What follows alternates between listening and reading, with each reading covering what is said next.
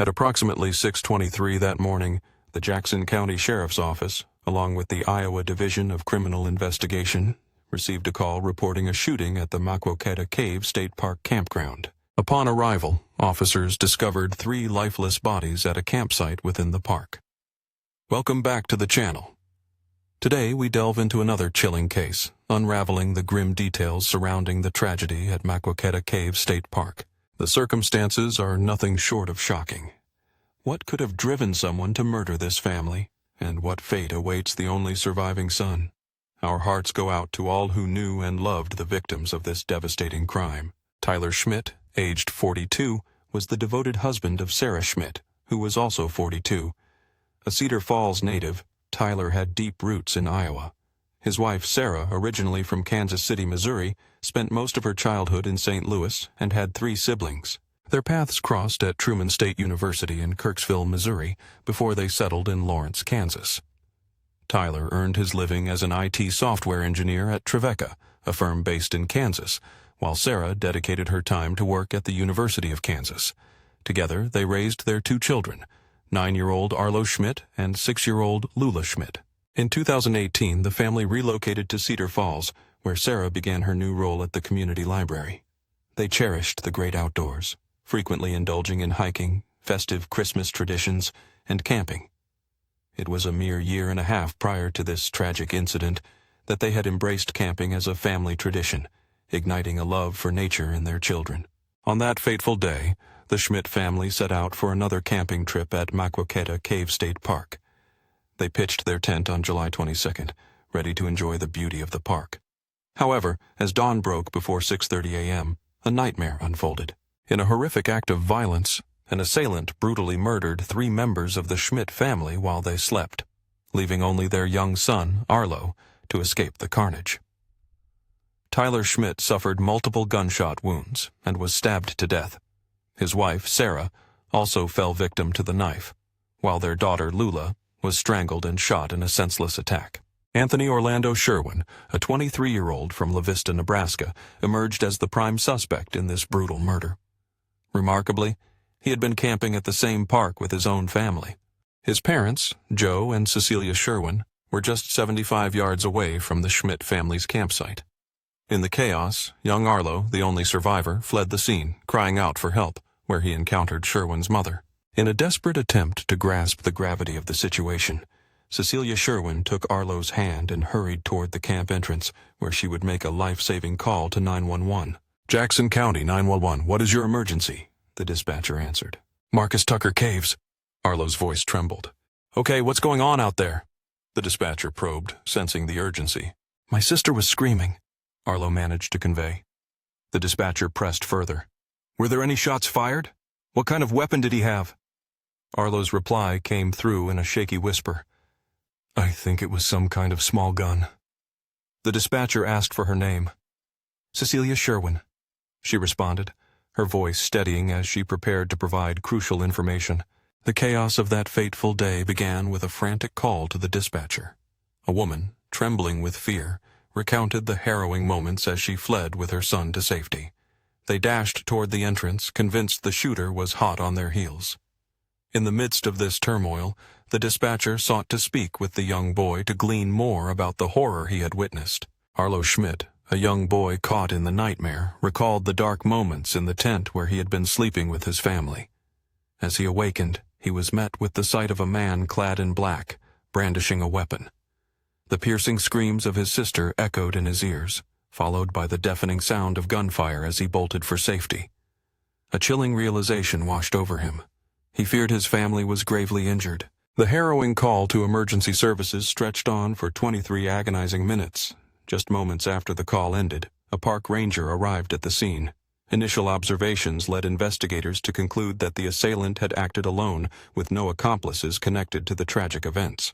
When law enforcement arrived, they discovered the lifeless bodies of 3 members of the Schmidt family. A thorough search of the area soon led to the discovery of Anthony Sherwin, the suspected perpetrator, who was found dead within the confines of the camp. Investigators later determined that Sherwin had taken his own life, ending the violent rampage with a self-inflicted gunshot wound. Officers reached the scene of the incident before the sun had fully risen, around 6:30 a.m. They swiftly ordered the evacuation of all campers within the park. Each camper was interviewed as part of a desperate attempt to piece together the fragmented story of what had transpired. As the investigation unfolded, it became clear that Sherwin had not been among the campers who had evacuated. Once his possession of a firearm was confirmed, officers cordoned off the area, initiating a search that would ultimately lead them to his lifeless body. Preliminary findings indicated that Sherwin was indeed the assailant. The man found was identified as Anthony Sherwin, a 23-year-old who had succumbed to a self-inflicted gunshot wound. Authorities remained tight-lipped regarding the specifics of how the other campers had met their fates or Sherwin's connection to them. Despite reassurances that there was no ongoing threat to the public, the park was sealed off as an active crime scene, a grim reminder of the violence that had unfolded. 2 weeks later, on August 4th, autopsy results were released, shedding light on the tragic loss.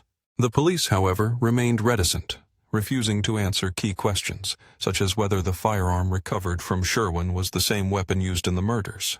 The Sherwin family, desperate for answers, demanded complete reports and clarity from the lead investigators. They sought confirmation regarding any ballistic match, but silence was their only response.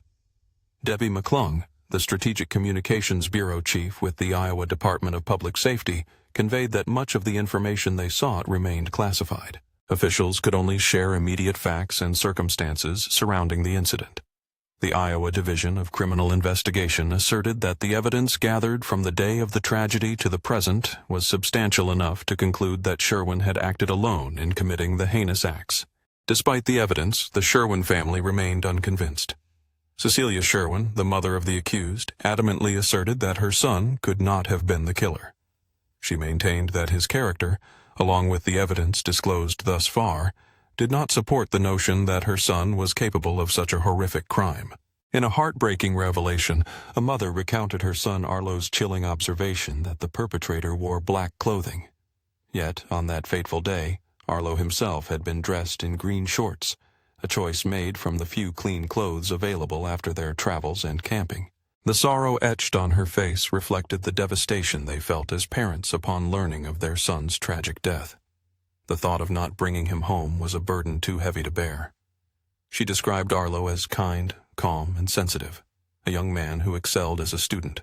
With ambition in his heart, he aspired to become a businessman, a dream she believed he held dearly.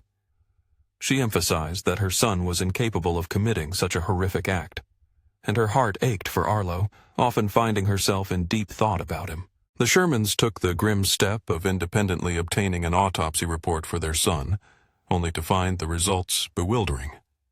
Compounding their confusion, law enforcement had withheld the specific location in the park where Anthony Orlando Sherwin's body was discovered. In pursuit of clarity, the Quad City Times and Dispatch-Argus filed multiple requests for records related to the shooting under the Freedom of Information Act and Iowa's Open Records Law. However, these requests were met with denial from the Iowa Department of Public Safety.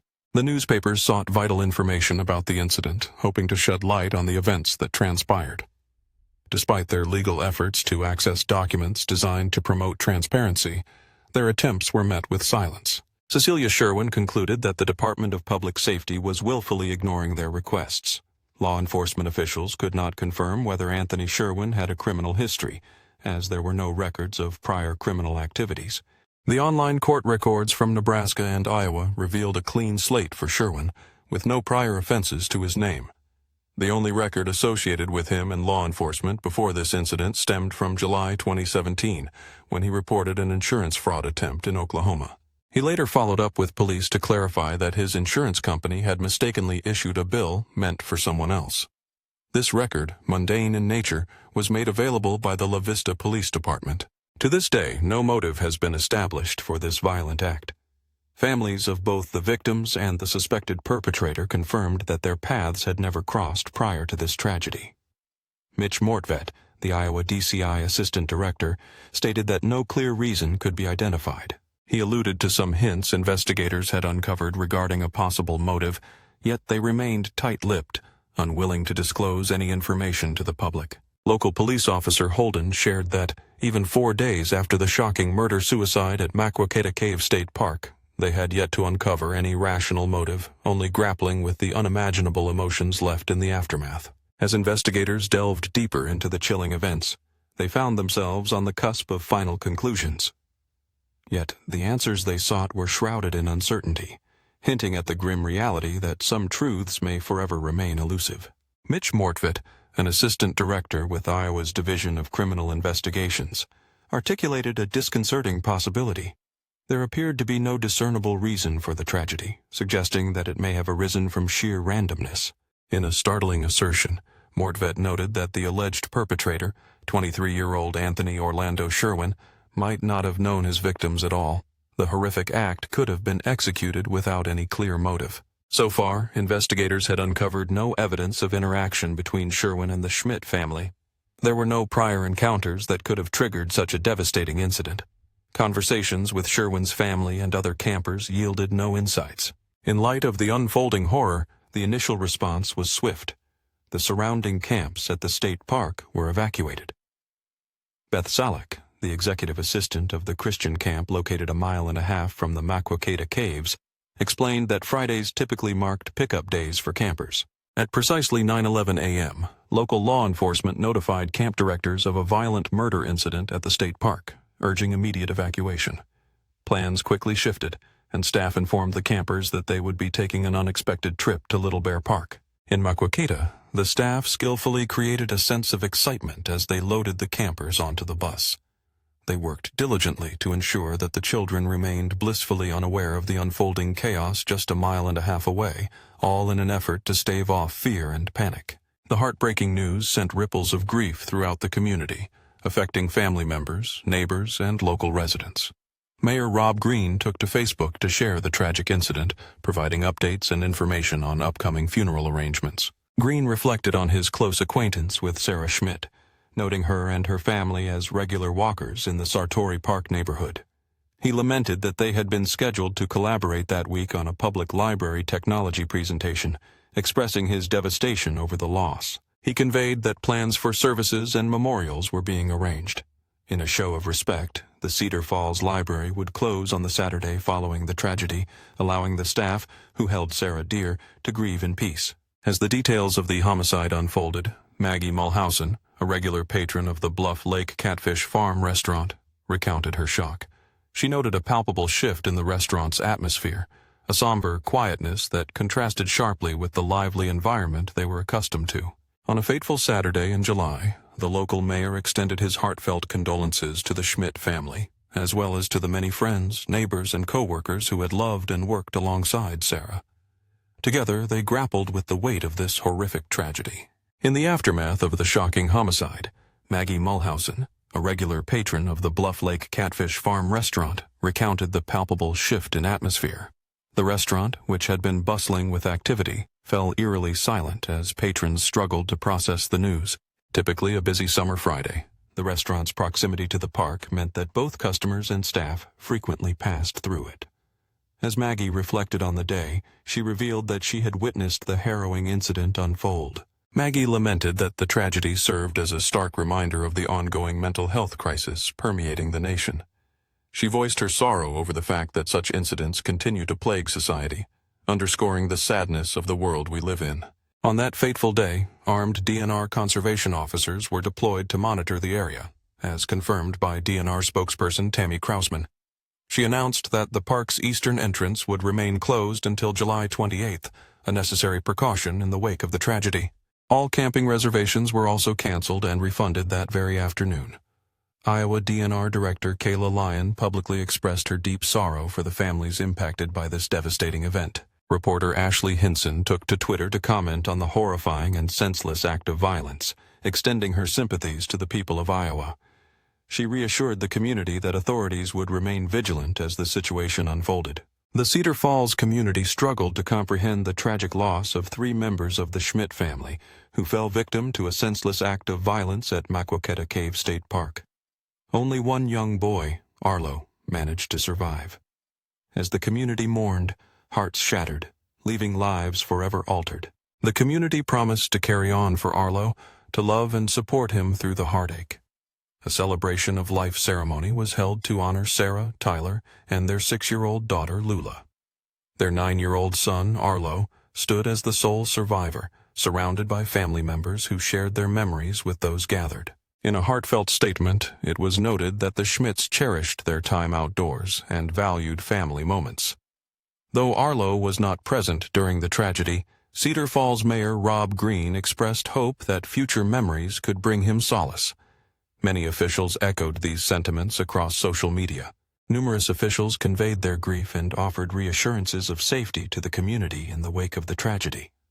The firm that employed Tyler Schmidt released a statement, expressing their devastation at the untimely loss of their colleague. They fondly remembered Tyler, his wife, and their daughter, describing him as a delight in the workplace, an exemplary professional, and a mentor to his coworkers. The company extended its heartfelt sympathies to the grieving family. In a heartfelt tribute to his surviving son, Arlo, family and friends expressed their profound sorrow, emphasizing how greatly they would miss him. This emotional moment came merely 2 days after the heartbreaking tragedy that claimed the lives of Sarah Schmidt, her husband Tyler, and their young daughter Lula while they were camping at the park. On that somber Sunday, Sarah's brother, Adam Morehouse, reflected on cherished memories of his older sister and her family. To him, the Schmidt family embodied the quintessential Midwestern family of 4, a unit admired and cherished by all who knew them. This shocking act of violence was entirely random. No one from either family had any connection to the other. Adam reiterated, they did not know the suspect, and the suspect was a stranger to them. There was no known interaction, no prior encounters. It was simply this.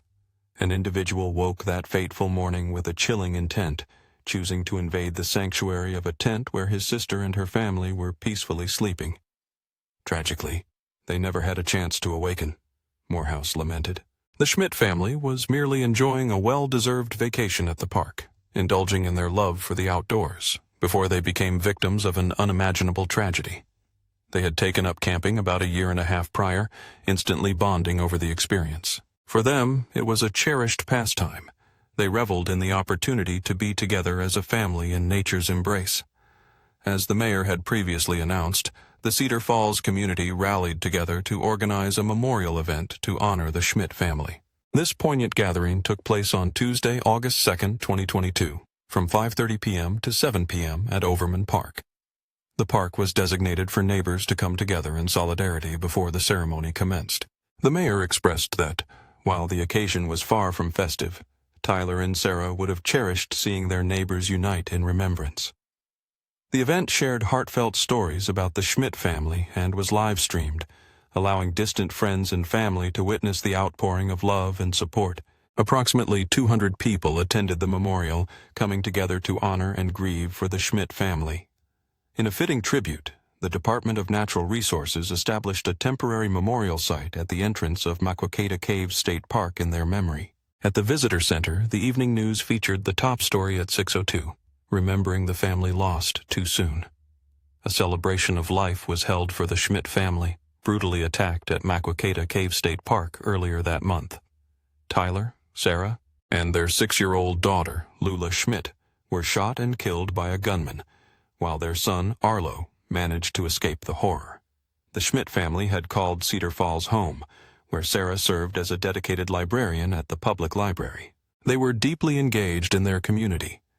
It's worth noting that Tyler and Sarah possessed the remarkable ability to truly see others, making them feel valued and heard. In the wake of their tragic deaths, a GoFundMe page was swiftly established to support Arlo. By Monday afternoon, an astonishing $205,000 had already been raised. Tyler's company generously contributed $5,000 to the fund, demonstrating their support for Arlo. Additionally, a separate meal train was organized to assist the families affected, and the account for Arlo had amassed a staggering $294,000. In the aftermath of the tragedy, the surviving son, Arlo Schmidt, found refuge with his aunt and uncle in Cedar Falls, Iowa.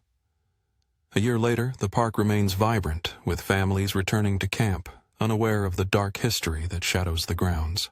Families are seen enjoying themselves, exploring the caves that once echoed with laughter. Among them was Scott Carroll from Wisconsin, who, in an interview, expressed his resolve not to let the horrific events overshadow his time with his wife and daughter. Tomorrow marks a haunting anniversary, the day when 3 members of the Schmidt family were brutally murdered while camping at Maquoketa Cave State Park. Despite the passage of time, numerous questions linger, shrouded in mystery.